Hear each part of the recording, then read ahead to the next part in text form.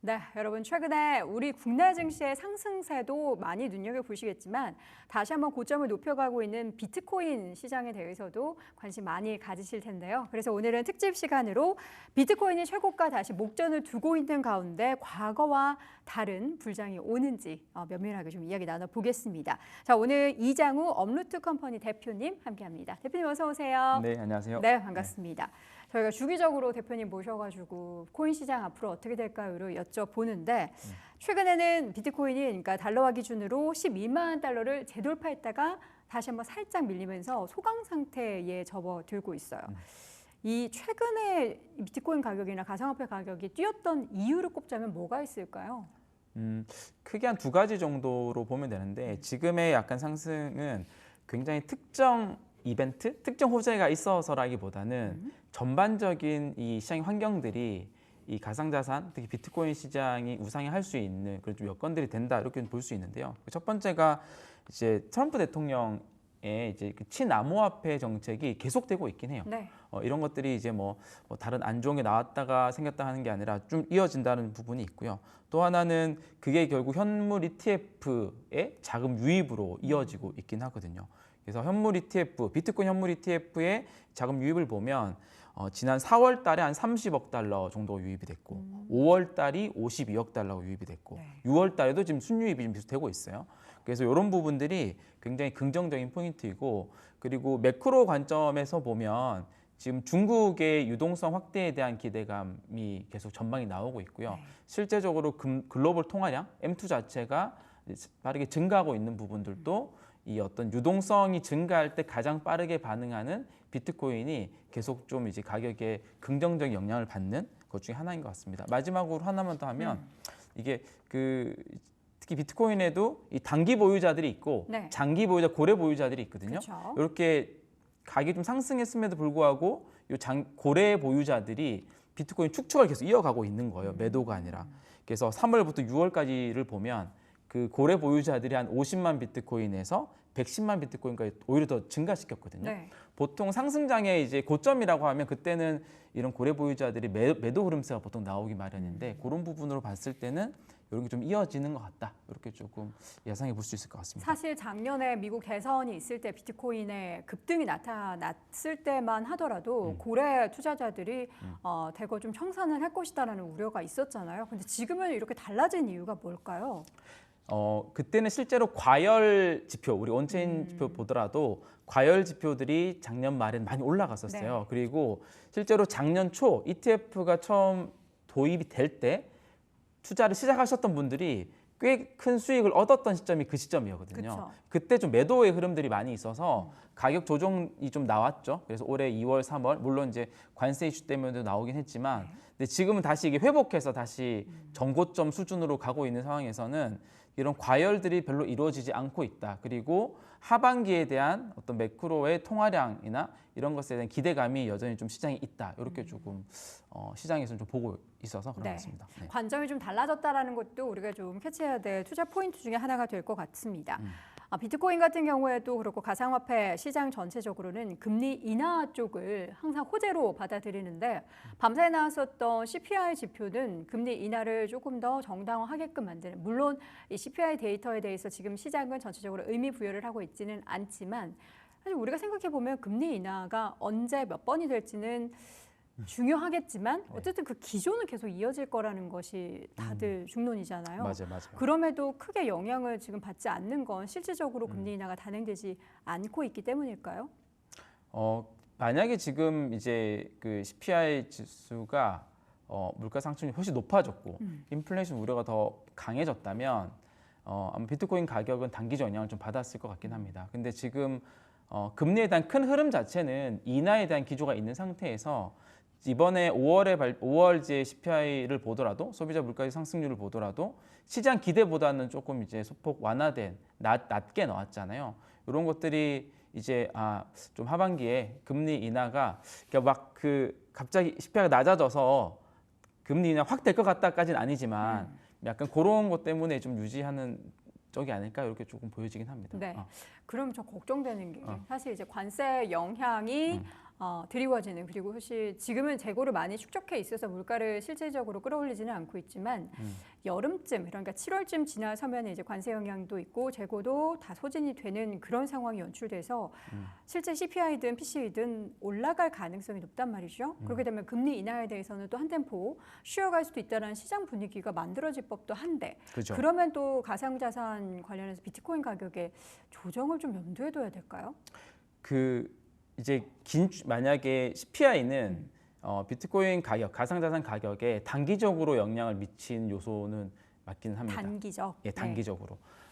그래서 이게 CPI가 많이 높게 나오면 결국 그 얘기는 금리 인하에 대한 기대감이 없어지는 거잖아요. 오히려 긴축이 더 강해지는 거잖아요. 그런 경우 같은 경우는 단기적 영향을 좀 받는데 지금 하반기 같은 경우는 이제 그런 우려도 사실 있는데 이번에 이제 5월 CPI를 보면 그런 관세 쇼크가 아직은 크게 나타나지 않는다. 이런 거 이제 보여준 초기 단계고 말씀대로 하반기 때 이제 그런 관세 영향 때문에 이제 인플레이션 효과가 올라갈 수도 있지만 네. 아닐 수도 있잖아요. 그런 상황을 양쪽을 다 보고 있는 것 같기는 합니다. 네. 양쪽을 다 보는데 데이터가 어떻게 나올지 우리가 예측하기가 쉽지가 않아가지고 또 그때 가봐야 알 수 있을 것 같습니다. 비트코인 전망은 일단은 긍정적으로 나오고 있습니다. 뭐 스테이블 코인 시장에 대한 이야기도 나오고 가상화폐 관련해서는 좋은 이야기들이 사실 더 많이 나오고 있는 상황인데 올해 관점도 중요하고 이제 단기 투자 말고 중장기적으로 투자하시는 분들을 위한 장기 전망은 어떨까요? 이제 보면은 보통 올해 하반기 전망과 장기 전망 두 가지를 보는데 2025년도 하반기 전망은 아까 이제 질문에 좀 이어서 드릴 답변 같긴 한데 기본적으로 좀 이 비트코인 시장은 좀 긍정적인 포인트로 저는 좀 보고는 있습니다. 왜냐하면 하나는 우리가 지난번 하락장이 18년하고 22년도였어요. 네. 한 70% 80% 하락한 시장이었는데 그때는 명확히 금리 인상에 대한 기조가 명확했습니다. 근데 지금과 같은 이번은 이제 크게는 이제 관세에 대한 우려가 있기는 하지만 기본적으로는 금리 인하에 대한 어떤 방향이나 흐름들을 기대하고 있기 때문에 그 부분이 첫 번째 있고요. 또 하나는 지금 기관이나 기업들의 채택이 되는 게 굉장히 가속화가 되고 있긴 합니다. 지금 비트코인을 보유하고 있는 기관 기업들이 220여 개 정도 되는데요. 그게 이미 지난 30일 상간에서도 한 20개가 더 증가를 했거든요. 요 보유 수량이 한 340만 개 정도 되는데 네. 이번 달만 하더라도 최근 한 달만 하더라도 한 3% 정도 증가했어요.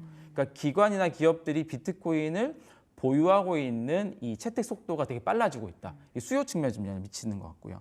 이런 것들이 있고 그리고 우리가 잠시 지금 잊고 있긴 하지만 작년에 요맘때 정말 많은 주제로 다뤘던 게 반감기였고요. 반감기 지금 4기가 지난 거죠? 그렇죠. 반감기 이후에 보통 12개월 이후에 반감 효과가 나타난다라고 하는 게 기존 패턴에서 나왔던 거라서 그 12개월 이후를 작년부터 많이 전망을 해왔었는데 네. 지금이 그 12개월 이후의 시점으로 도래하고 있기 때문에 이런 영향들이 같이 해서 올해 하반기는 오히려 좀 긍정적으로 좀 보여진다 생각이 있습니다. 장기적으로 물어보셨는데 장기 시나리오는 너무 이제 극과 극의 전망들이 있긴 한데 2030년도, 2028년도 이런 전망에서 글로벌 주요 투자사들 특히 이제 뭐 캐시주드, 아크 인베스트 같은 경우는 100만 달러를 전망하고 있거든요. 그 100만 달러 전망의 기본적인 뭐 이유, 근간 중에 하나는 글로벌 준비 자산으로 채택이 된다. 이 부분이긴 합니다. 그래서 비트코인이 금보다 더 우월한 자산이기 때문에 금의 시가총액을 초과하는 수준이 되면 100만 달러가 되거든요. 비트코인 하나 100만 달러면 이제 비트코인 시총이 20조 달러 정도 되고 네. 금 시총이 16조 달러 정도니까 네. 그런 이제 큰 약간 관점에서는 금의 시총을 넘어서게 되면 장기적으로는 100만 달러를 전망하는 기관들이 꽤 있다. 이렇게 조금 볼 수 있을 것 같습니다. 알겠습니다. 지금이 가장 쌀 때다라는 얘기를 우리 또 코인 투자하시는 분들은 많이 하잖아요. 근데 우리가 장기적으로 계속해서 뭔가 자산의 일부로 비트코인 등을 비롯한 가상화폐를 비축해 놓는 것은 사실 개인 투자자분들뿐만 아니라 정부도 그렇고 기관 투자자들도 그렇고 기업들도 마찬가지인 것 같습니다. 뭐 스트래티지도 그렇고 지금 트럼프 미디어도 그렇고 최근 주요 기업과 기관들에 있어서의 수급이 계속해서 유입되고 있고요. 사실 우리나라도 법인의 그 가상자산 투자에 대해서도 하반기 빠르면 하반기에 이게 또 가능해질 것으로 지금 예상이 되잖아요. 이제 국내 뭐 가이드로는 상장사들 먼저 올해 하반기 네. 중에 가상화폐 거래소에 법인 계좌를 열어주겠다. 지금도 물론 이제 보유하는 것 자체가 불법이거나 그렇지는 않습니다. 근데 거래소 계정이 안 만들어질 뿐인 거거든요. 그렇게 된다면 사실 유동성이 더 풍부해질 수 있는 환경은 앞으로 그냥 이어질 것이다라고 전망을 해볼 수 있겠네요. 국내 같은 경우는 사실은 좀 늦었죠. 왜냐하면 지금 이제 아까 글로벌 기관들의 비트코인 가속화 속도가 되게 빠르게 증가하고 있는데 네.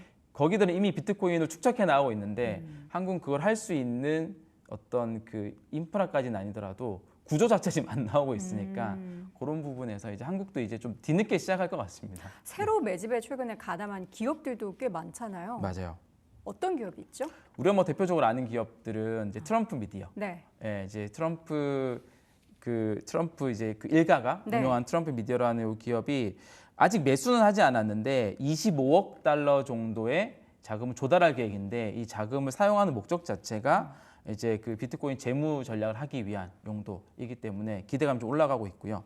그리고 트럼프 또 아들인 에릭 트럼프가 하는 아메리칸 비트코인이라고 하는 채굴 기업을 최근에 설립을 했습니다. 헛8라고 하는 상장사랑 같이 합작을 해서 네. 여기가 지금 이제 5월 말에 2,400만 달러 정도의 비트코인 신규 매입을 했고요. 이 회사는 이제 하반기에 나스닥 상장을 좀 준비를 하고 있거든요. 이런 움직임이 좀 있기도 하고 네. 그리고 비벡 라마스말이라고 이제 그 도지의 공동 창업자 그 공동 책임자가 있습니다. 거기서 지금 운영하는 스트라이브 에셋 매니지먼트라고 하는 기업이 7.5억 달러의 자금 조달을 지금 완료를 했는데요. 이 목적 자체도 이제 비트코인을 재무 전략으로 활용하기 위함인데 아직 매수는 하지 않았지만 이런 이제 매수를 하기 사전 자금으로 이제 이런 이제 기관들이 좀 많이 생겨나고 있습니다. 네, 이렇게 기관 투자자들의 수급과 또 기업에서의 계속해서 비트코인 자산에 대한 비축에 대한 소식은 비트코인 관련한 가격에 대해서는 계속해서 호재로 작용하는 것 같습니다. 여기에 더불어서 우리가 가장 또 주요하게 보는 자금에 대한 유입, ETF 얘기를 안 할 수가 없는데 최근에 한 4월부터 다시 한번 순유입이 시작이 맞아요. 됐죠. 지금 규모가 어느 정도 되고 있는 거죠? 전체 한 1,320억 달러 정도 되고요. 순 이제 운용 자산, 네네. 순 유입 자산이 그 중에서 블랙락의 이제 IBIT가 가장 큰 규모인데 최근에 의미 있는 이제 데이터가 하나 나온 거는 그 IBIT 블랙락이 운영하는 비트코인 현물 ETF의 중 운용 자산이 이제 700억 달러를 넘어섰거든요. 네. 그러니까 최단 기간에 이제 700억 달러 넘어선 ETF로 일단 올라갔고 이게 뭐랑 비교할 수 있냐면 금 ETF가 이 700억 달러로 도달하는데 5년 정도가 걸렸거든요. 네. 근데 이제 이 비트코인 현물 ETF가 1년 만에 거의 도달했으니까 금 ETF보다도 한 5배 지금 빠른 속도로 지금 하고 있어서 그런 부분에서 디지털 금이라고 불리는 비트코인의 어떤 시장의 지위나 이런 관심들을 좀 유추해 볼 수 있는 케이스인 것 같습니다. 네. 최근에 가장 핫한 이슈 중에 하나는 그 서클 이야기입니다. 상장 첫날 주가가 엄청난 급등을 보여서 난리가 났었는데 그게 달러 기반의 스테이블 코인의 발행사라고 하죠. 시가총액이 단순에 185억 달러를 돌파를 했다라고 합니다. 그리고 제미니라는 기업도 IPO 추진 중이라고 하는데 이런 흐름에 있어서 우리가 이런 뭐 기업을 투자해야 되는지 어떤 시사점을 가져볼 수 있을까요? 그 제미니 거래소는 이제 거래소죠. 우리 거래소 중에 나스닥 최초 상장한 곳은 코인베이스라고 네. 2020년도에 있었고요. 지금 이제 주목받는 서클이라고 하는 기업은 스테이블 코인인 USDC를 발행하는 기업입니다. 핀테크 기업인 네. 거죠. 미국의 이제 트럼프 행정부가 들어와서 가장 중요한 정책 중에 하나가 크립토 쪽에 비트코인 비축과 그다음에 스테이블 코인 전략이거든요. 그 스테이블 코인의 전체 한 26% 정도를 이제 차지하고 있는 기업이기 때문에 그런 이제 어떤 시장의 그 미국의 어떤 전략에 맞는 그런 기업이 상장됐고 좀 고평가를 좀 받고 있다. 네. 이렇게 볼 수 있을 것 같습니다. 네. 마지막으로 이제 비트코인 이야기만 했으니까 알트코인 이야기도 한번 해보도록 하겠습니다. 비트코인이 오르면 알트코인이 좀 따라가는 그런 경향을 보인다라고 하는데 최근에 비트코인이 오른 것 대비해서 알트코인은 좀 다소 조용한 것 같아요.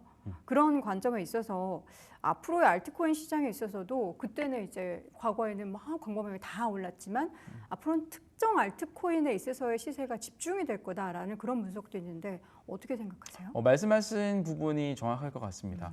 과거에는 이제 낙수효과, 그러니까 비트코인에 들어간 자본들이 비트코인 수익을 내고 알트코인으로 흘러가는 경향이 뚜렷해서 네. 비트코인이 오르고 난 일부 시간 지난 뒤에 알트코인 폭등이 좀 오기는 했는데요. 근데 그것도 과열이고 투기 심리가 있기 때문에 그게 전혀 없지는 않을 텐데 과거와 좀 다른 돈의 흐름은 뭐냐면 지금의 이제 어떤 비트코인이 유입된 자금들의 상당수는 ETF로 유입이 돼서 그 ETF의 수익을 본 유저들이 많고 과거에 현물 ETF, 현물의 비트코인 수익이 내서 현물 암호화폐 거래소에서 알트코인을 넘어오는 흐름과는 좀 다른 흐름이 좀 있는 거죠. 그리고 이제 과거에는 2017년도 ICO 토큰 발행 그리고 2021년도 디파이가 이제 메인 어떤 테마였는데 이번 같은 경우는 비트코인 자체가 테마이고 스테이블 코인 두 가지가 주요 테마를 이끌고 있기 때문에 아무래도 이번에 알트코인 시장은 뭐 일부는 과열되면 가긴 하겠지만 말씀하신 대로 아주 선별적인 일부 자산만 갈 가능성이 굉장히 높다. 그래서 이번에는 비트코인 중심의 투자가 훨씬 더 투자적인 면에 있어서도 좀 효과가 좋을 것이다. 이렇게 조금 볼 수 있을 것 같습니다. 간략하게 한마디만 여쭤보겠습니다. 리플 ETF 이달에 승인 될 거라고 보십니까?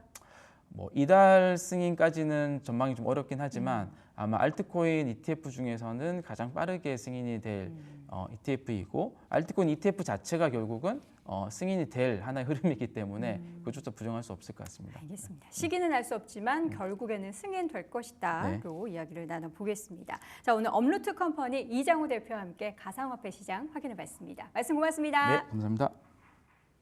매일 오전 8시 출발 딜사이트에서 만나요. 제발.